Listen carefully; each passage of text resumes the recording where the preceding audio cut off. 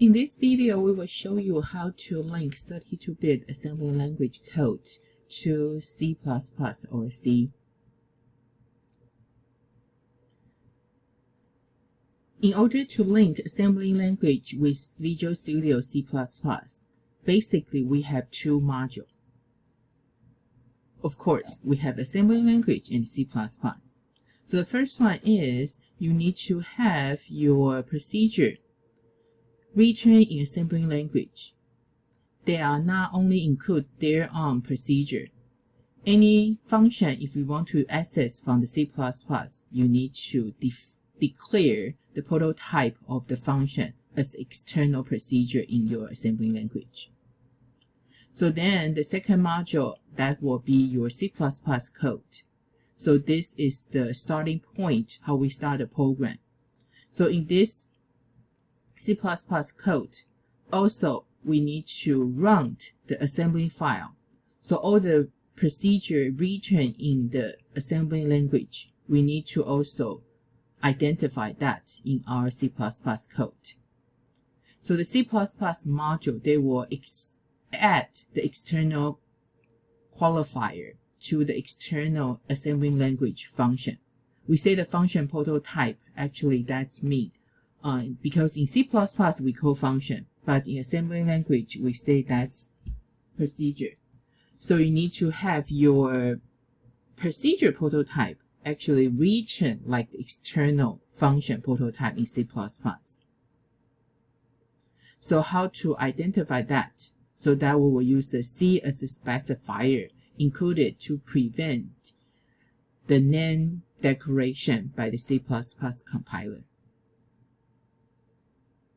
So you will see here the C specifier must be included. We use this one. We call external C, then the function name with the parameter list. They will include the procedure will use to call the C++ function assembly language. And also those C++ function will be called by the assembly language. So the NaN declaration, the high-level language compiler, in our example, is Visual Studio C++, uniquely identify overloaded function. For example, if you have the int array sum function, so they will be exported as a decoded NaN that encodes the return type, function name, and the parameter list. So then you will see here, because we know if we want to call the function, the most important thing, function has return type, has the function name, and the parameter list. So they will use this simple way to do like return type underscore function name underscore the parameter list one by one, including the parameter name and the data type. So the NaN declaration in the C++ compiler assumes that your assembly language function name is decoded. The C++ compiler tells the linker to look for the decoded name. But how to write those decoded names is according to different C++ compiler. They have different way to do the decoded name. But in our example, we do this way. For the following example, we were using a project called multiplication table example. So it's just a simple application to prompt to the user for the integer. So this integer from the user enter, we will multiply by 2, 4, 8 until 2 to the 10th power. So then we will display that again on the console. So we use the C++ for the input and output. So this assembly module only contains the codes to two functions written in C++. So this program will be launched by the C++ as an entry point. So there are two source files included in this project. We have one ASM file called subr.asm. They have two procedures.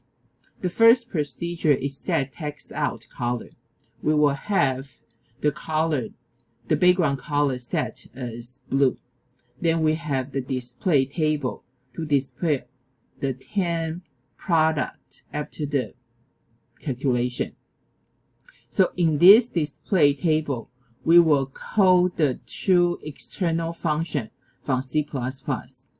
So we use the main.cpp as the entry point and including the two functions. The first function we ask for the user input.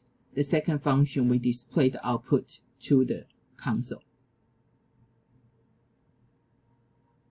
So make sure you will download the multiplication table.zip file from the canvas and unzip that. You will see the whole project. So in this project you will see two files. One is main.cpp, the other one is the ASM file. So let's talk about the assembly language module.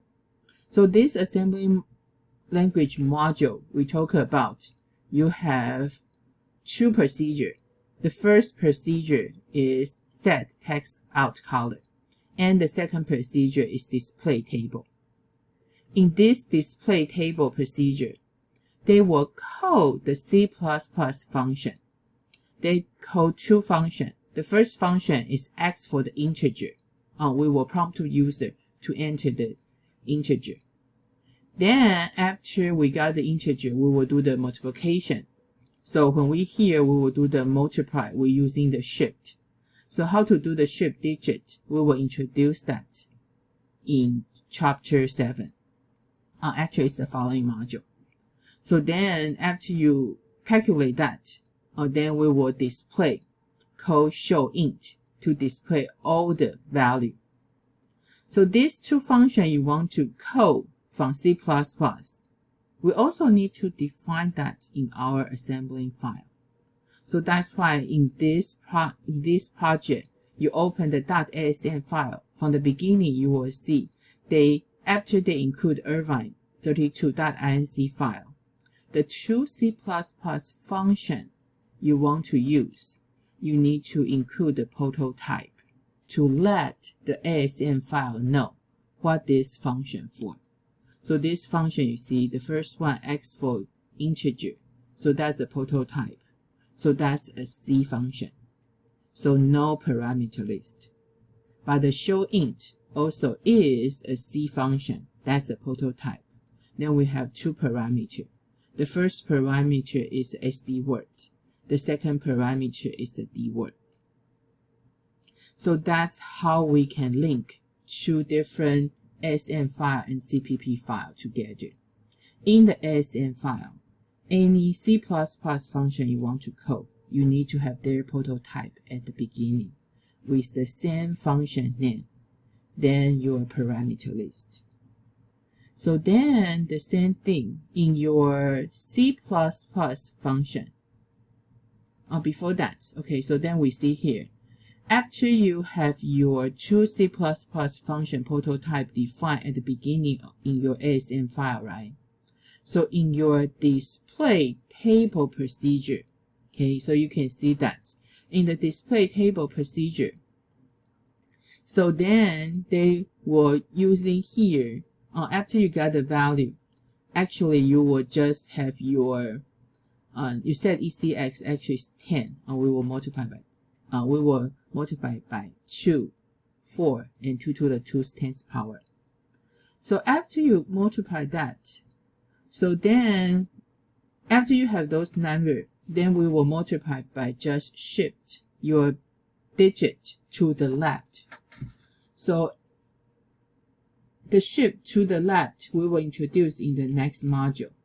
If you shift any number one digit to the left, in the binary system, they just equivalent to multiply by 2. Okay, so that's why you can see here your display table procedure. They invoke your X for integer C++ function. So this function being implemented in this main.cpp, but they need to include the prototype at the beginning. So after the calculation, again, they want to display this number. So if we want to display this number, the same thing, this function being implemented in the CPP file. So you need to invoke by that. But these two functions, both, we already declare at the beginning with the prototype. So that's why in our ASM file, we can use that. So here is we link your C++ in your C++ function in your ASM file. But on the other hand, in your C++ function, you also need to know your function will be called by other ASM file. So that's why in the beginning of your C++ main.cpp file, you will have the external information here.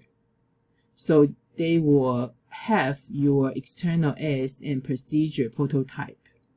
You see, they kind of write in the C++ function format. Okay, so then it's just a prototype, it's just a function procedure, but then we write in the C++ function syntax. So then you have your local C++ function you will have. So then here is our output.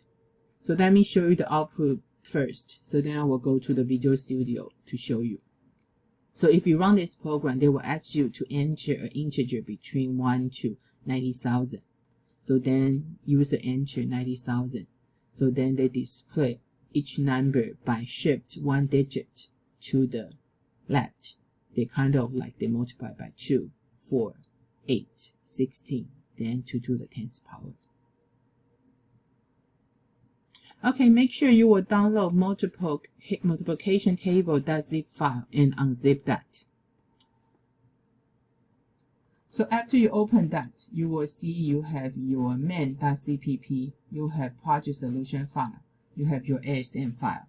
So after you double click your project.slm file, you will see here. So that's our project. So this project including two files. So just like earlier we said, you see your main.cpp file. Okay, at the beginning before your main function. Your main function basically just call your ASM procedure. Okay, but before that you need to define your ASM procedure in the C++ function format. Okay, so then remember earlier we told you, right, your display table, the ASM procedure, they will call two C++ local function. So these two local functions, of course, we have the function definition here. But even in your C++ source file, you have the function implementation. You still need to specify that to let them know these two functions were being used by externally, used by the ASM file. Okay, so that's why we define here. So then here, set text file, set text color. So then you will have the yellow on the blue. So then we see your ASM file.